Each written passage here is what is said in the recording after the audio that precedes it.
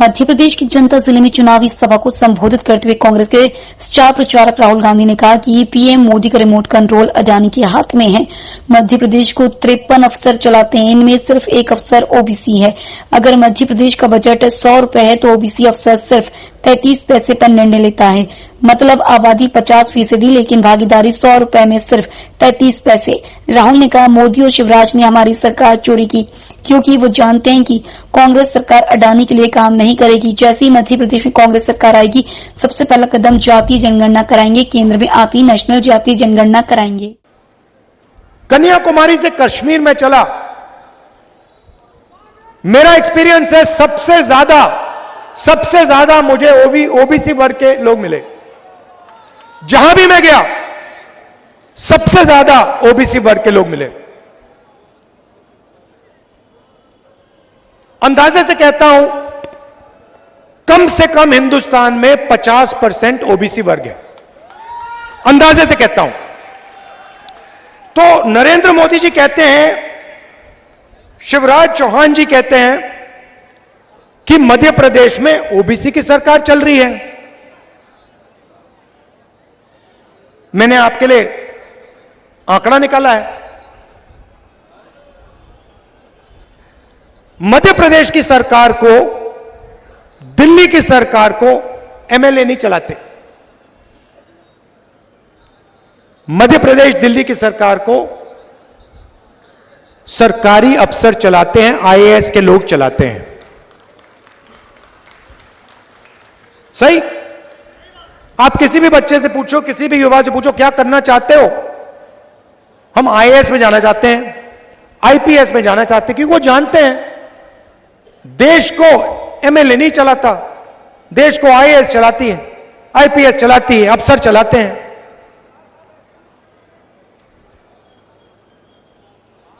तो मैंने सवाल पूछा,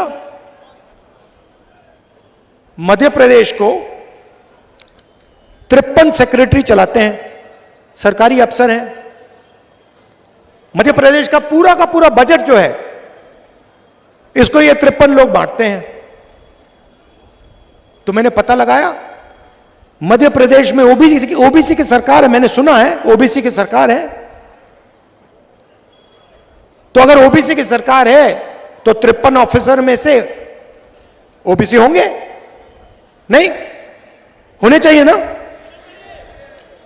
भाइयों और बहनों। 53 में से आप जानते हो कितने अफसर हैं ओबीसी वर्ग के मध्य प्रदेश में? जहां नरेंद्र मोदी, शिवराज चौहान जी आपसे झूठ बोलते हैं कि ओबीसी की सरकार चल रही है, आपको मालूम है कितने हैं? 53 में से एक। 53 में से एक अफसर ओबीसी। अच्छा, मजे की बात सुनो,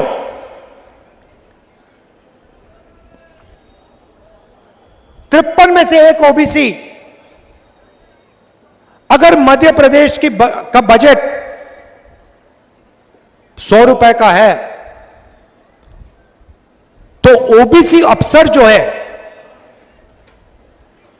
वो सिर्फ 33 पैसे पर निर्णय लेता है। मतलब ओबीसी 50%, आपकी आबादी 50%, आपकी भागीदारी 100 रुपए में से 33 पैसा।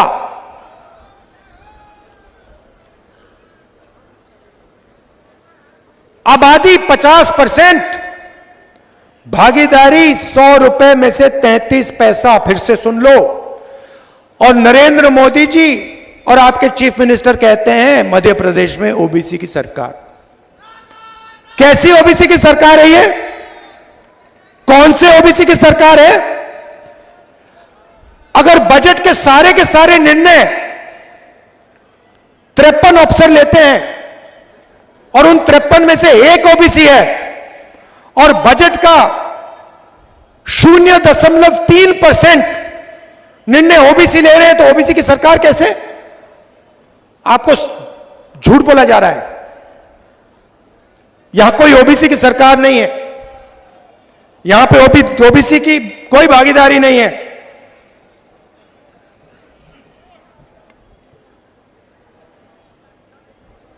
इसीलिए नरेंद्र मोदी जी ने अब कहा है कि हिंदुस्तान में अब सिर्फ एक ही जात है, वो है गरीब। क्योंकि नरेंद्र मोदी आपको सच्चाई नहीं बताना चाहते। नरेंद्र मोदी हिंदुस्तान की सच्चाई ओबीसी वर्ग को नहीं बताना चाहते, और मैं हिंदुस्तान की सच्चाई ओबीसी वर्ग को बताना चाहता हूं। मैं ओबीसी वर्ग को कहना चाहता हूं कि आपकी आबादी 50%, आपकी भागीदारी 0.3%। शर्म की बात है। नरेंद्र मोदी इस बात को छुपाना चाहते हैं। इसीलिए अपने किसी भी भाषण में नरेंद्र मोदी जनजाति जनगणना की बात नहीं कर सकता, क्योंकि नरेंद्र मोदी जी का रिमोट कंट्रोल अदानी जी के हाथ में है। भाइयों और बहनों, रिमोट कहीं और है।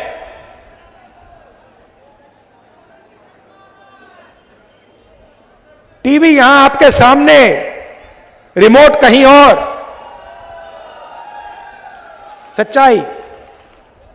तो जैसे ही मध्य प्रदेश की सरकार आएगी, हमारा पहला कदम जाति जनगणना सर्वे मध्य प्रदेश में, और जैसे ही हमारी सरकार दिल्ली में आएगी, नेशनल जाति जनगणना कांग्रेस पार्टी करके दे देगी। होगा क्या? बात समझिए। किसी को चोट लगती है, किसी को पैर में चोट लगती है, पहला काम आप अस्पताल जाते हो, पहला काम होता है भैया एक्सरे करिए। डॉक्टर कहता है जाके एक्सरे करो। एक्सरे के बाद पता लग जाता है कि टांग टूटी हुई। जाति जनगणना देश का एक्सरे है। एक्सरे के बाद हर आदिवासी को, हर दलित को, हर ओबीसी को, हर जनरल कास्ट के युवा को पता लग जाएगा मेरी आबादी इस देश में कितनी है, मेरी भागीदारी कितनी होनी चाहिए। और फिर मध्य प्रदेश और देश का सच्चा विकास शुरू हो सकेगा। जिस दिन तक जाति जनगणना नहीं होगी, तब तक पिछड़ी जातियों को भागीदारी नहीं मिल सकती। यह सच्चाई है और यह क्रांतिकारी काम है। इससे देश बदल जाएगा, करोड़ों लोगों की जिंदगी बदल जाएगी। मैं उदाहरण देता हूं आपको छोटा सा, जिससे आप पूरी बात समझ जाएंगे।